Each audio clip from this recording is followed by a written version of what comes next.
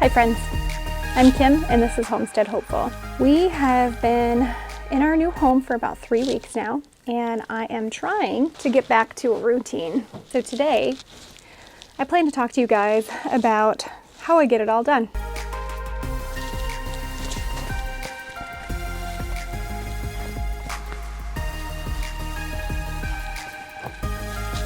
So how do I get it all done?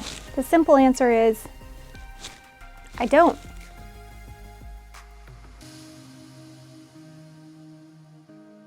Living in the day of social media is a little bit deceptive. We have all these different ways to feel connected to people, which is a blessing, but it can also be really negative.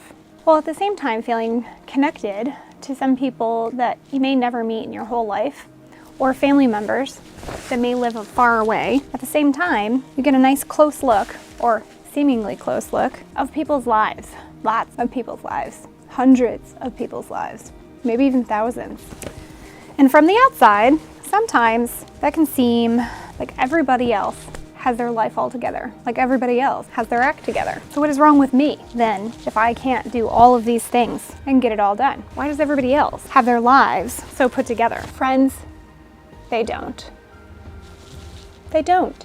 Long before we had kids, my husband and I, we were always the helpers. Our love language was doing things for people. We really enjoyed being there for people's special moments and special days and celebrations. And we would be the first to volunteer to come early and to help set up. We'd be the first to volunteer to stay late and help clean up. And I love that stuff. I still do. But in that season of our lives, without kids, my husband and I had a lot more time that we could devote to those kinds of things. Now, our kids are older and we're starting to find that we have more time once again. But when they were little, there wasn't a whole bunch of time to go around. We always felt like we were running out of time for everything. We always felt like there was never enough time because I think we were always chasing this idea that we had to get it all done. This idea that I had to make it all work. And that's just not true. The truth is, there's seasons of your life. Nobody can do it all the time. If you have friends or family members that seem like they have it together all the time, it's because they're going through a period of their lives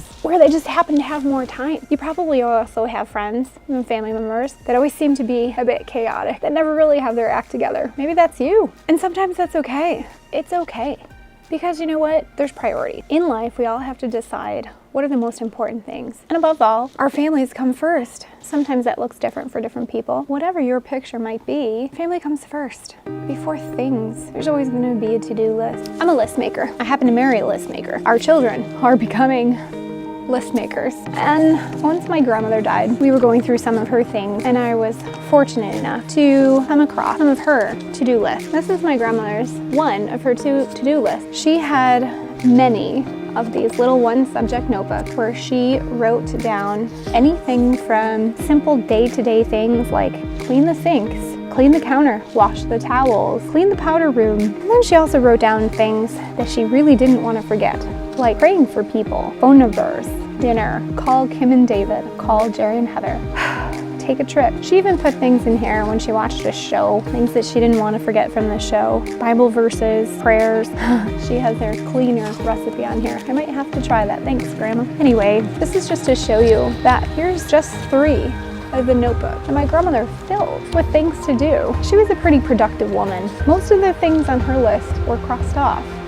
She got to them, but no matter how long she worked on them, there were still things that she never got done. Still jobs that were left undone, people that were left uncalled, prayers that were probably left unspoken. I have some very dear friends right now that are going through really tough and an unfair time. And it's really easy to get wrapped up in our to-do list, to get busy, and that's life, right? But at the same time, we have to make room for the people and the things that don't fall on these lists. It's really important to make sure that the people in your life, that they know what they mean to you. They might not be written on your list anywhere. I was fortunate enough that I was written on my grandma's list, but I'll bet she even struggled with feeling like not being able to do it all. And guys, we can't. We're not supposed to be able to do it all. No one can. Make a priority of doing the things that you want done the most and leaving the rest and knowing that it's okay. Because none of us get it all done. No matter what season you are in your life, whether you have little kids, big kids, no kids, husband, a wife, or single, pay attention to the people that are around you. If you feel like your life is falling apart and it's all a mess, then reach out to the ones that seem like their lives are pretty organized and things look pretty put together for them. And if you're one of those people where things are pretty put together in your life, look for the ones who own it. There's an awful lot of people struggling right now. Not just about to-do lists, life in general. It's hard. So friends, I want you to know that no matter what your to-do list or even your done list looks like, there's always going to be things that you don't get to. Just strive to make those things that you don't get to the things that aren't really important anyway, that nobody else is going to miss. I'm sorry for if today's video is a little sad or somber. I mean it to encourage you to prioritize the people in your lives and not the things.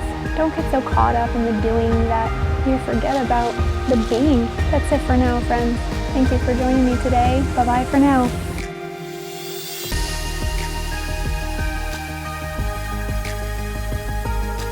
Meow meow.